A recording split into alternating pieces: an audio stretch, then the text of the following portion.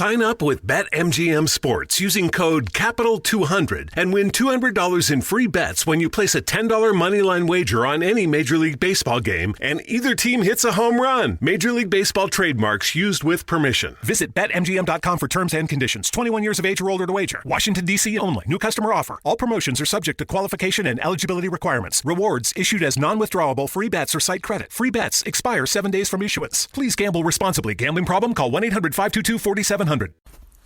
Hi there, I'm Adam Kirbas, and this is my novel Life Choices.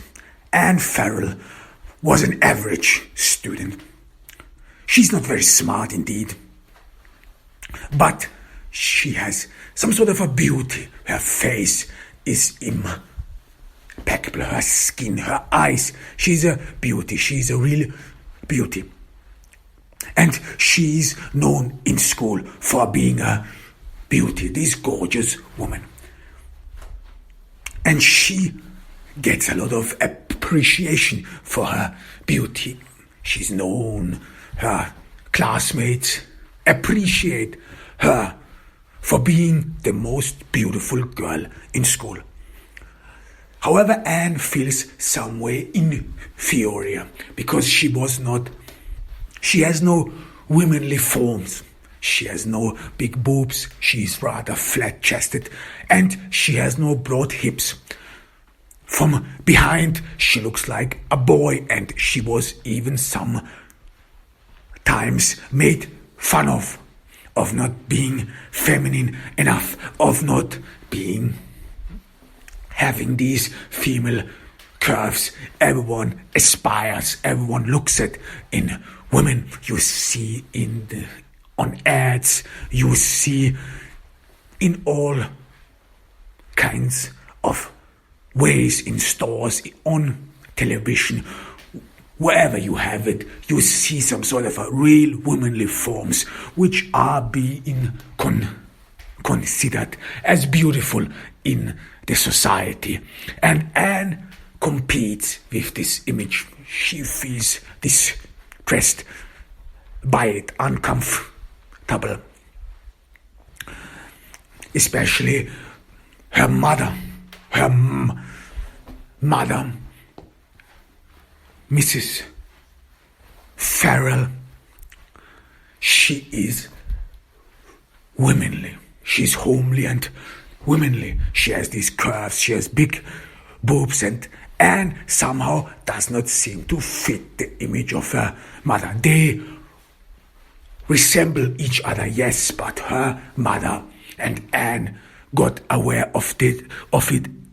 Her mother attracts more gazes, and Mrs. Farrell knows that she's a beauty, and she enjoys the gazes of all others. But for Anne are the gazes of all others. It makes her uncomfortable because she cannot compete with her mother, because she feels that she was betrayed of something in her life. The gazes of all others seems to be as if they were gazing on her deficiency, that she is not woman enough. And Anne imagines man being thrilled and excited by women who are feminine, with broad hips. She sometimes imagines sexual intercourse where men are thrilled and excited to be around real women with broad hips and big boobs. And Anne heard some of the girls in school when they mock men, when they mock adolescent boys who are in puberty, and some of them, and Anne saw it as well, got an erection when they talked to a girl or when they saw a naked woman on a book. And Anne knew about this because she had sex education education in class. Some of the boys would giggle, but others, and Anne could see it, had an erection. And she thought to herself whether she will ever be able to excite a man in such a way that he will get an erection. And in Anne's daydreams and imaginations, she always outcompetes her mother. She some sort of has an overedge over her mother. She tries to comfort herself. Maybe she may not be as beautiful or as womanly as her mother, but she imagines she has this appeal, this something people can't see of, or you don't get aware of immediately, but which is something for connoisseurs, for people who appreciate real beauty, whatever it is. And Anne imagines that either her voice, her appeal, her appearance would in a way or another excite a man so that he would get an erection when he is around her. Because Anne, whenever she would stand naked in front of the mirror, she would always keep comparing herself to her mother. And she saw a couple of times her mother naked, and the image has seared itself in her brain. She cannot flee it. She cannot escape it. Mrs. Farrell is indeed a gorgeous woman, and it hurts Anne that she can't compete with her. And it leads occasionally to some outbursts, to some quarrels between Anne and her mother. There are days, especially when Anne thinks or feels that she does not get enough attention from men. She detests her mother. She hates her because she thinks that women like her mother, they steal away the good guys. Because Anne thinks, because she has not this beauty, because she has not this physical excitements, because she has not this physical appeal, men need to look into women's hearts. And Anne is convinced of it, that she is somehow different. She is not superficial. This is how the impotent save themselves whenever they can't compete with others in a physical contest. They always go for the inner values.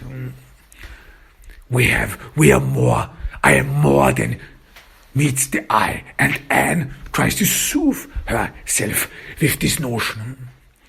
It is true that she cannot compete with her mother sexually, but it is not true that she would not have sexual appeal, that she would not have this excitement, this thrill a man eventually will feel around her. And Anne is convinced that if a man would see her true nature, if someone would see how she truly is, then he would get excited by her and even get an erection. And in a way feels herself feels that she needs some sort of appreciation from the opposite sex, that she is worth an admiration, that she some sort of can occupy people's and boys and men's gazes, that she has sexual appeal. But it is revealed deep inside her. And because of this competition with her mother, Anne some sort of adopted character traits which make her, or should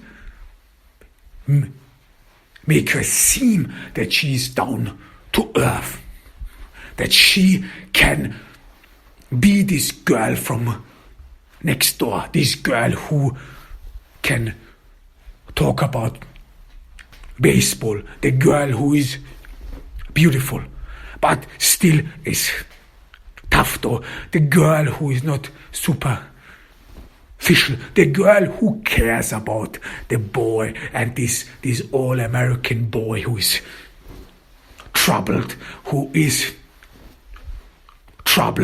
has a difficult, dark past he cannot talk about. This all-American boy who is grudgy, who is some sort of has a thick skin, and people, especially superficial women, would not see through it. This is the appeal women like Anne try to gain, or the favor they would get for in surpassing all these superficial women.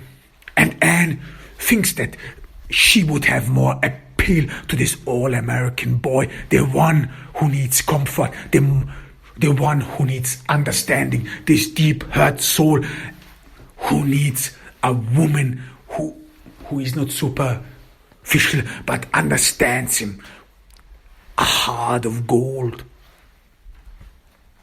And Anne imagines herself in her dreams, in her daydreams, how she would excite this boy, this all-American boy, this guy who has troubles, and understands him, would understand him, would talk to him, would have an open ear for him, and Anne would be patient with him, with this all-American boy, would listen to him, see his worries, see his true nature, and would give him comfort, and she would be paid for it. Paid, and she would be repaid for it with a great gift, with passion, with love, with unimaginable desire. This all-American man who happens to be a real man, who happens to have rough edges, but nevertheless is strong, is manly. And this manly man is excited and thrilled to be around Anne, is erected by her, feels an erection whenever Anne is around, wants to be with her, wants to kiss her, wants to show her to his friends who are rough in a way or another, but he, and this is sheer imagination of Anne, that he then tells to all his friends what a good girl Anne is, that she has a good heart, that she has a heart of gold. And this goes around so that all men would then come to their senses, and they would imagine or even abandon their superficial but womanly women, and then go for women who have a heart of gold, who are understandable, who know what they feel, and who see and are patient with the all-American boy. And these dreams, they are the sweetest for Anne. She lives for those dreams, and they give her great relief, because the competition with her mother wears her out. She has to face her every day. She has to look at her mother every day. Her broad hips, her big boobs, it drives her crazy. Mrs. Farrell is a real eye catcher. So it happened that Anne developed a character which is not only down to earth, or at least try to appear down to earth. She has or shows herself deliberately to have a compassion for people who are not fortunate enough, at least not fortunate enough as Anne imagines that, and the unfortunate all-American boy looks gorgeous, looks manly, has a lot of muscles, is a real eye catcher, but has in a way a dark past, and only Anne seems to have a cure for it because of her inner values, because of how she is and how she is around this boy, so that she and only she can comfort him and give him a purpose. And Anne imagines all those superficial girls and women, wherever they might be, wherever they live, how they would some sort of abandon and go away, or some sort of do not take care about all these people, so that these superficial women, that they would even turn their backs to those who really need them. And her dreams get the more sweeter. This is the day dreams of many adolescents and later of many young adults who have not experienced life, who did not come across a lot of well-fed or well-being suitors, who did not experience life so far and live in all these imaginary scenarios. And those imaginary scenarios more and more became either templates for the real love they will one day meet, or will leave them in deep bitterness, and they will some sort of escape in a world, in a fantasy world, where they imagine a perfect scenario, a perfect being, where they would have imagined, where they would have perfect love, where they would have everything they crave and wanna be, and their self-indulgence would not have any end.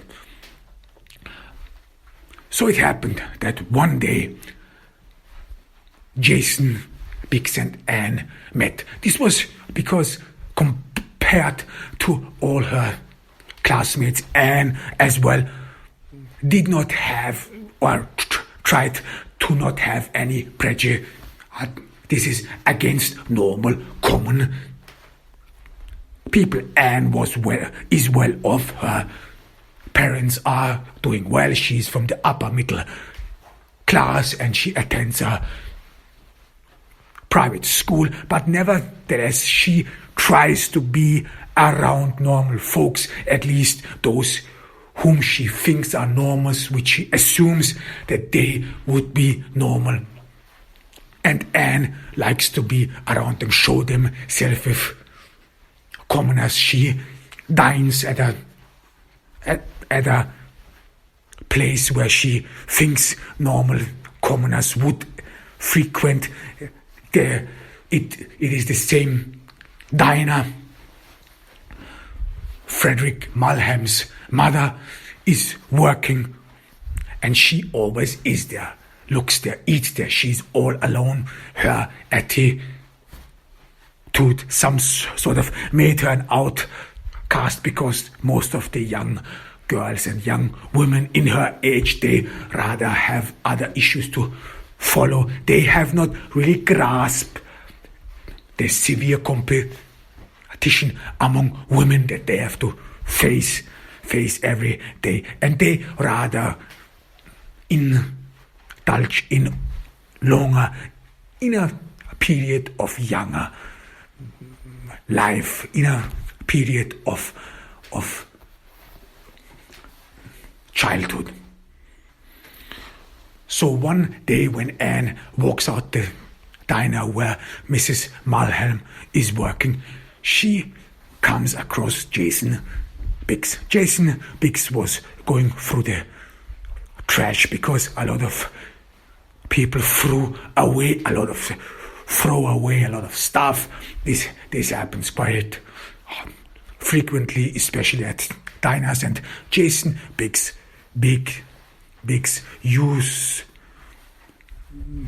goes through the trash of diners to find food. Sometimes Mrs. Mulhelm would give him leftovers, not knowing that Jason Biggs is actually acquainted with her son, Frederick. For Mrs. Mulhelm as well as for Anne, all these homeless people, they all look like the same. It's either the stench, it's either their dirty, ragged clothes. They do not really seem to have any faces at all. And Anne looks at them the same way. And when Anne saw Jason Biggs, she firstly was rebuffed. She thought to herself, dear, what's that? She smelled his stench, the stench of the street, and she did not feel comfortable around him. Jason Biggs wasn't appealing for her, and she sort of felt secluded, and Anne would have almost ran away, dash forward to the next stop, and then get into the subway and escape. This was her first intuition. But then she saw that Jason is not interested in her at all. Jason and many homeless people, some sort of adapted to a notion that the world out there, the normal world which works from 7 to 5, that this world is far away beyond their perception, and they do not heed any attention to it. Then Jason found a stubborn cigarette. He did not found food, but a stubborn cigarette. It was halfway smoked through, and Jason is joyous, puts the cigarette stub in his mouth and starts smoking it. And Anne sees it, and she stopped there. She freezed. She thought to herself, and she remembered that in school, in order to bond with her classmates, they would always smoke together. This is something exciting. This is something thrilling, and she felt as if she would have to bond with Jason, say something to prove to herself that she is this unconventional woman, this down-to-earth woman from next door. And she offered Jason cigarettes. Jason was not sure what it meant, because Anne still is this clean, beautiful girl, young woman, teenager, who offers him a cigarette, this homeless, filthy person. Jason reluctantly took a cigarette, but he did not know what to make of it. He did not know what to say to her. He just said, thank you, as if it was forced. He did not know what's the etiquette for it. And Anne did not move along. So they stood there. An awkward moment ensued. And after a while, Anne asked him how he was doing. I mean, it was a stupid question indeed. You do not ask a homeless person who goes through the trash how he was actually doing. Well, it can't be good. obviously. However, Jason smiled and just said, "I'm doing fine." No, a beautiful woman had talked to him for a while. He did not know any beautiful woman who ever talked to him. He still remembered his old girlfriend who abandoned him, and it had some sort of appeal to bond with Anne, to be around her, to talk with her, even though he did not know what to say. He was still reminded of the past. He still thought of her old girlfriend, and Anne, her appearance, her voice was some sort of the open door back to the world he abandoned, and he still, in a way or another, clinged on to. Maybe one day he thought on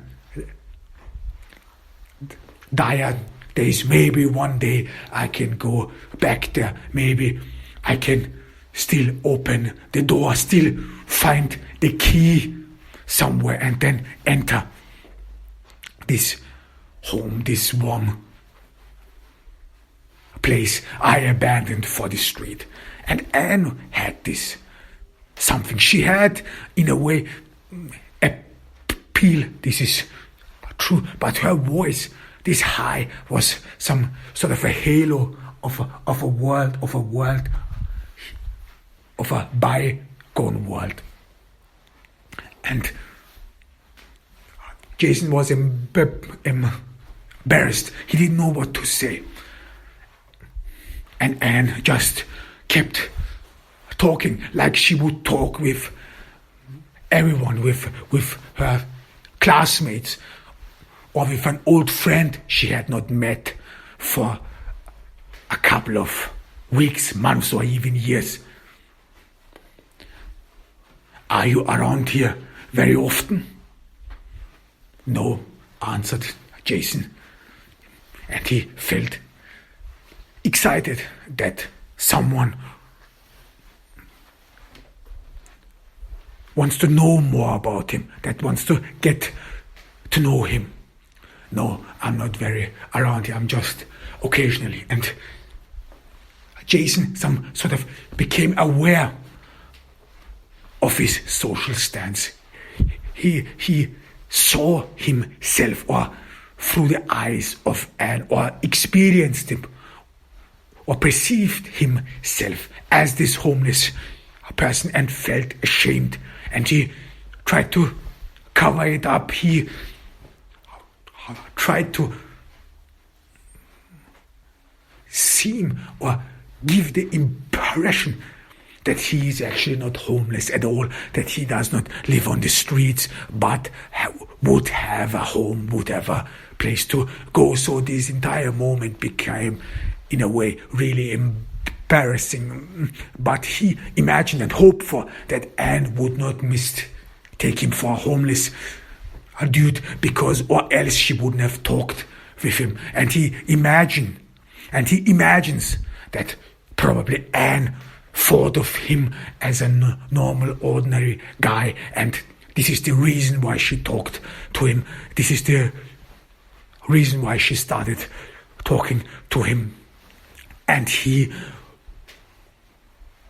wants to indulge in this notion a while longer, wants to make her believe that he is this ordinary guy you can talk to, you can ask random questions like, "How you doing? We haven't met each other for a while."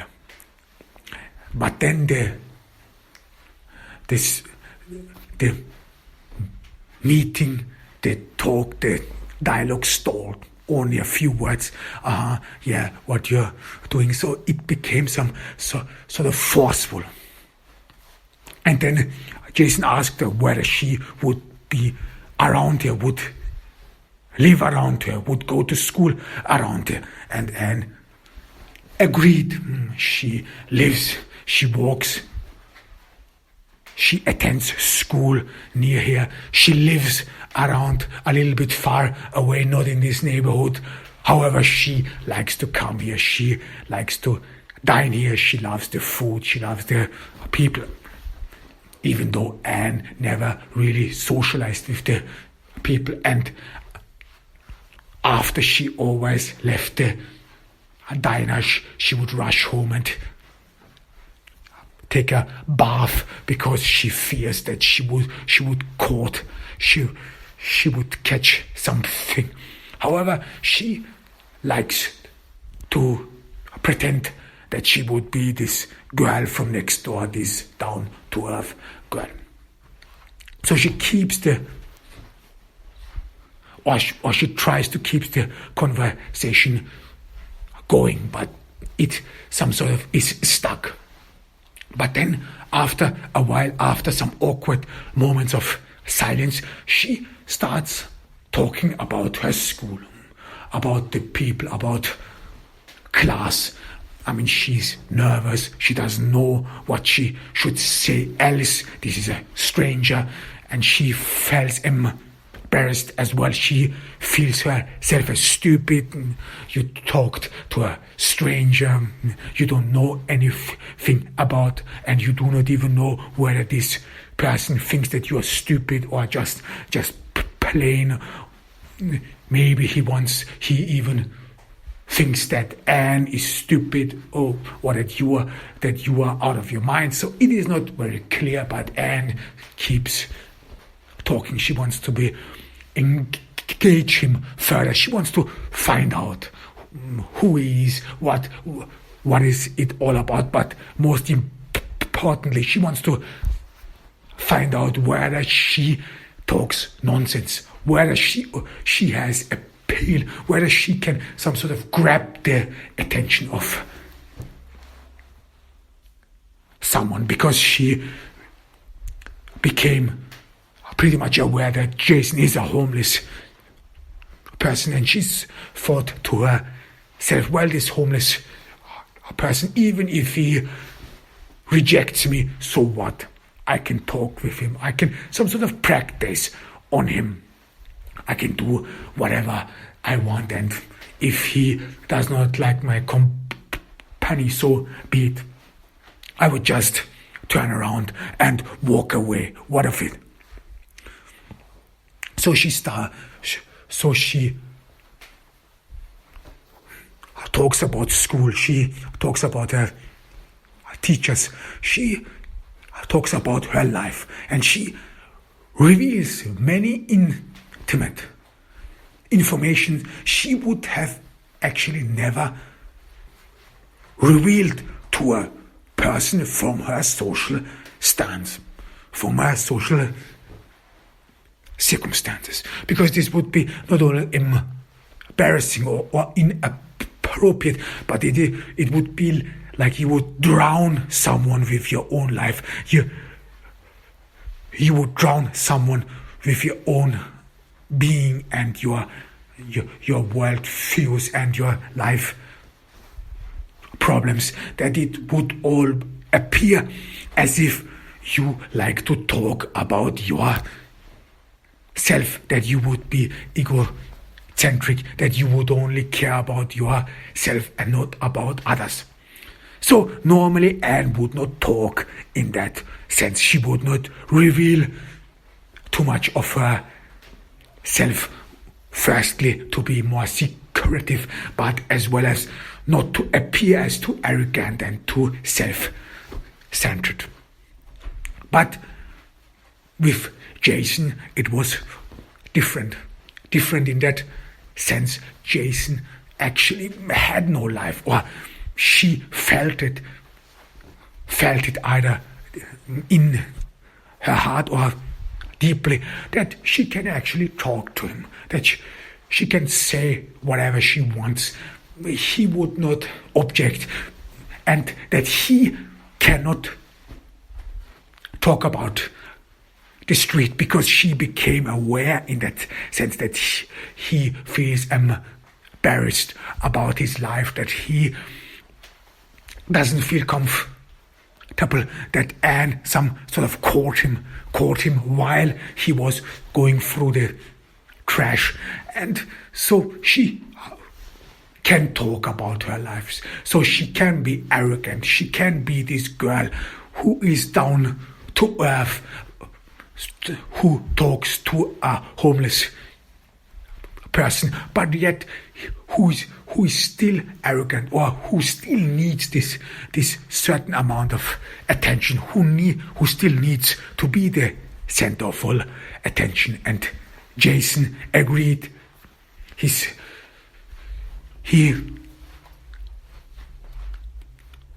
nodded, and he liked that someone would actually talk to him. This is not very common. He felt like normal again. And Jason thought to himself, but this is how it should have been. And this is what he have always missed on the streets all these years. That he did not get a face, that he was not given a face, and people would look at him as a random dude whom you have to ignore, from whom you have to escape and stand away far enough, or you could catch something, a disease or whatever you have. But Anne, and he likes to listen to Anne, hangs to every word. Her worries become his worries. He thinks of her life. He imagines some sort of his old life and tries to fit in Anne, and imagines his old classroom, his old classmates, and his life he abandoned. And there in class, he imagines Anne and him. They are leaving school and on their way somewhere to a diner.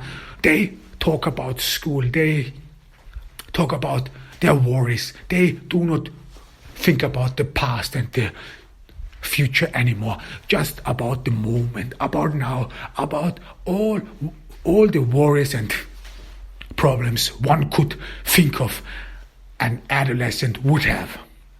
So no more cold, no more streets, no more hunger, no more starvation. Everything is gone. Everything is part of the past, and now only now and here.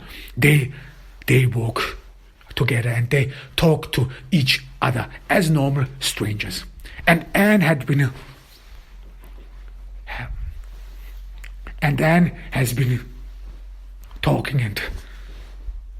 talking for almost 2 hours. Jason, he does not object. And Anne, she had so much to tell, and she could never talk about it. She could never talk about it in school because all these social etiquettes and all these worries, how she should be perceived, they were always in her way. But with Jason, things were all different. With Jason, she could talk about herself. She could say whatever she wants. And this was such a great relief. And it helped her. And it helped her deeply. And she enjoys it. Talking about herself, doing something extraordinary, weird, and so on. And after 2 hours, she stops talking. She has been talking for almost 2 hours, and then she stops, looks at Jason. She does not remember whether Jason said anything. She does not remember whether Jason talked about his life. Did he say something? Did I miss something? Did he reveal something from his life and I missed it? I did not pay attention to it. And Anne is worried. She's worried. Again, this social etiquette hits her. She feels embarrassed. She talked only about her herself and not about anyone else. She did not listen. And women supposed to be good listeners because they have to see danger to their social mask, danger to their appeal. This is what counts in Anne's mind. This is what a woman should preserve dearly. This is her apple of her eye. So she feels uncomfortable, but Jason just smiles. And then Anne gets uncomfortable. What now? What is the social etiquette now? She has forced him to listen to him all this time. And now should she just turn around and walk away? Should she just abandon him, leave him to his own fate, no matter what he does? Or should she meet him again? And Anne some sort of feels this urge to be around Jason again. She wants him to listen to her. She wants him to share her life or the worries she goes through. She wants to be around him again.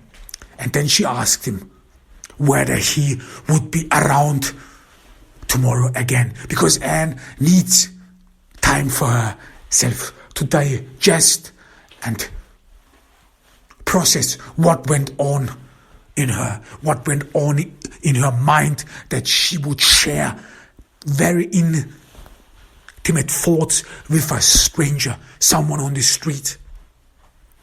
And she asked him whether he would be around tomorrow. Again, Jason nodded. And she thought to herself, yeah, he lives on the street. You probably have to tell him the exact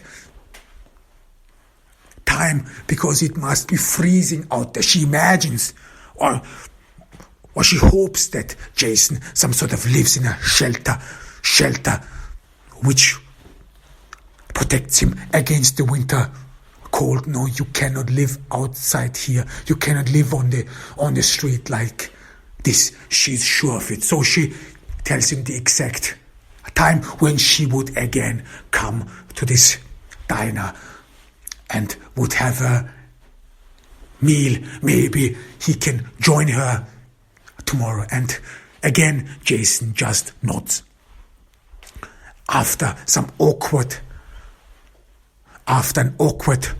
moment when Anne doesn't know whether she should say goodbye or see you tomorrow, she just can utter a bye, and tomorrow we will